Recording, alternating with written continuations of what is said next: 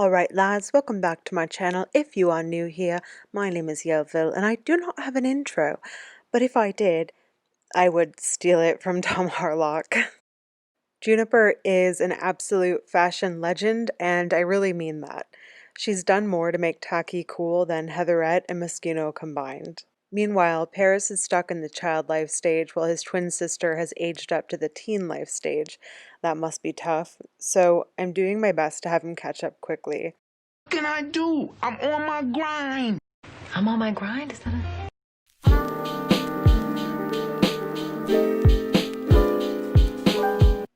In the meantime, I'm trying to facilitate Juniper's transition from basically being a vampire in name only to truly becoming a creature of the night. Of course, upon aging up to the teen life stage, vampire children become actual vampires, with different abilities and different needs. They don't have much of a hygiene need or any bladder need, and in a sense, they don't experience hunger. But whatever convenience this adds is more than counterbalanced by the thirst need. It's not exactly easy to play as a vampire. Finding a victim every time they're thirsty can be a bit of a time suck. Pun unintended, but embraced. They have to go out every night, find someone who's out that late, and make sure they're alone, hidden enough that no one will see you. You're not going to be staked through the heart or anything, but it will negatively affect relationships with anyone who views you drinking without permission. I know some players eliminate these issues by keeping a harem of victims they don't care about locked away, but that's really not my style. Not speaking from my own life experience, of course. I'm not a vampire. This is about the video game. Don't be silly. Maybe if you get that vampire power where other people are enthralled by you, you can sway the odds in your favor, but I'm not like that little whore Caleb, so I'm not going to give my played vampires that power. Trawling for plasma like Lavender trawls for sires could really interfere with Juniper's grades, to say nothing of her new job at, no joke, Babysitters Anonymous. Maybe it'll be easier to get permission to drink from a family member. I have no idea how the mechanics work, but I would think asking a member of one's family would greatly increase the probability of success. If not, maybe a member of one's family is less likely to react with extreme disgust. Although, as far as I know, those are the only two possible reactions. Oh, annoying. See? See how he stamps his foot? He's angry that she even asked. And wow, I think that counts as making fun of someone's appearance. Not cool. And by the way, Guiderius, glass houses, come on. I find that the probability of gaining permission to drink isn't determined by whether or not a donor has granted permission in the past. Maybe Guiderius will say yes this time. Zamphis, Gwenzel, Alubar.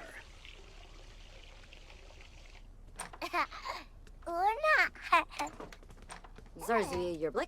Meh. Oh, Vadish. Zashel. Oh, Kafaya. Oh.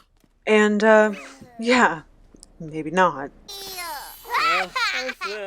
Okay, so Guiderius is fully on board with this absolute witchcraft, wherein playing with children creates light and colors, but he can't donate plasma so his little sister can survive.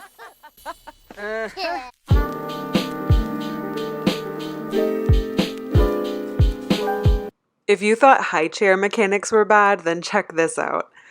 Valentine takes his breakfast and puts it back. And takes his breakfast and puts it back. I give up. Wow, you try to feed a kid cake for breakfast and it comes back to bite you. It's not my fault your leftover grilled cheese only exists on the visual plane. That's not normal and expected.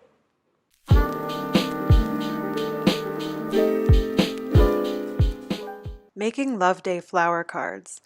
During art, Juniper's class was instructed to create flower-themed cards for each other. After gathering glitter, colored pencils, construction paper petals, and fuzzy pipe cleaners, Juniper sat down, her creative juices flowing.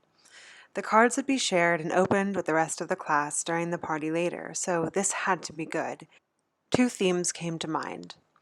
Now, creating heartfelt flower cards led to a sim being embarrassed when I played recently on my main save. I guess hilarious would be safer. I mean, kids like funny things. Apparently, Juniper isn't funny.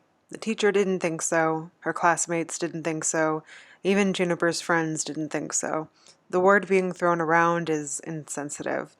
Apparently, she needs to start taking other people's feelings a bit more seriously and maybe not mock holidays that others hold dear. Okay, well, that didn't work out. Okay, we have another chance. This one is for Guiderius. Decorating for the Love Day dance. This usually comes up on Love Day. When the teacher asked for volunteers to help set up for the Love Day dance, Guiderius was quick to raise his hand. Not only would he get out of class for a few hours, but he'd be given a unique opportunity. Now, I figure they're trying to pull a fast one on me. Yeah, just because the last one failed and was more humor themed. So I'm going to say prank the Love Day dance. Well, this is one of those instances where the consequences actually make sense. Why decorate for a Love Day dance when you could sabotage it instead? That was the thought, anyway. Guiderius probably should have decorated like he said he would. Not only were the pranks disappointing rather than funny, but when the teacher bit into a cookie covered in ketchup, they knew exactly who to blame. Guiderius spent the rest of the day sitting in the hall while everyone else had fun. Wait, I just realized for the first time they have a dance during the day. Obviously, the Finches are very bad at love because they were raised in a challenge that eschews the very concept. Tissue paper flowers. In celebration of Love Day, Paris's class made tissue paper flowers. The teacher asked all of the students to give their flowers away to someone special. Now Paris just needed to think of the right person. How about gift flowers to brighten day? Yes, finally, a win for the Finches. After school, Paris spotted a sad girl sitting on a bench. He walked over and extended the bouquet of tissue paper flowers. Upon seeing the gift, her face lit up, and she gave Paris the biggest hug ever. The teacher was right. It was so rewarding to make someone else's love day special. Aw, this is the wholesome content we must protect.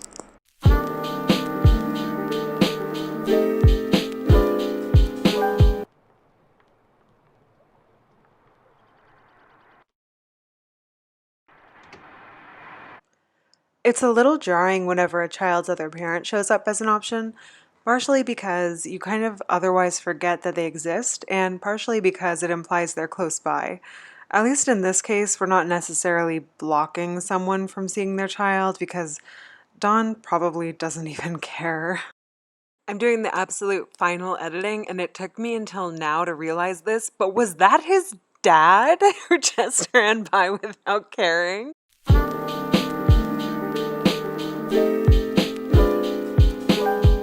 I'm a huge Little Simsy fan because how can one not be? But until recently, I didn't understand her fear of vampires showing up to Sims' houses. I thought it's not like vampires can even kill humans in this game. Not by simply drinking their blood, at least. Vampires are so sanitized, EA can't even refer to blood as blood. It's pretty ironic, actually, that the release of the Vampire Pack came with a death for vampires, but no new deaths for humans. Okay, tangent over. I'm starting to understand why people dislike vampires just showing up to everyone's house. See, I used to think that NPC vampires couldn't drink autonomously. I have a separate save where I focus on eco lifestyle, though, and this randomly generated vampire showed up to my protagonist's house.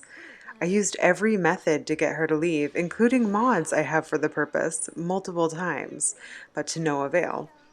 I was pretty peeved, to be honest, because my protagonist couldn't sleep in extreme fast forward while this uninvited guest stuck around all day.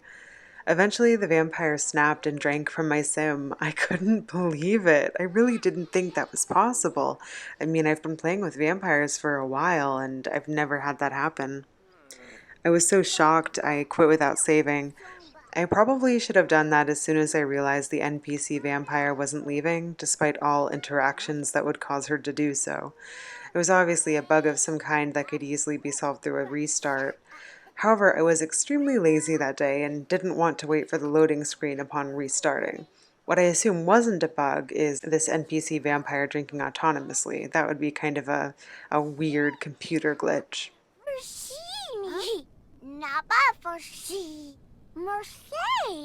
As returning visitors may remember, the matriarch cannot be a vampire. Makes sense, they are immortal after all. As of now, Juniper is the youngest daughter and indeed the only daughter. Considering the rate at which Lavender is giving birth to boys, Juniper could easily be the next matriarch. So she's maxing the vampire lore skill in order to cure her vampirism if necessary. Ooh, Yana Parzip! Fuck off, Guiderius. Juniper discovered that there is an alternative method for vampires to satisfy their thirst. I actually completely forgot about plasma packs. I guess Juniper doesn't need to drink from her brothers anymore. I still respect Guiderius a little less for starving his sister. Juniper read that really powerful vampires sometimes pass down their experience to Sims they turn. Yeah, that'd be great if you had the most famous in-universe vampire for a dad, but you don't, not for the purposes of this challenge.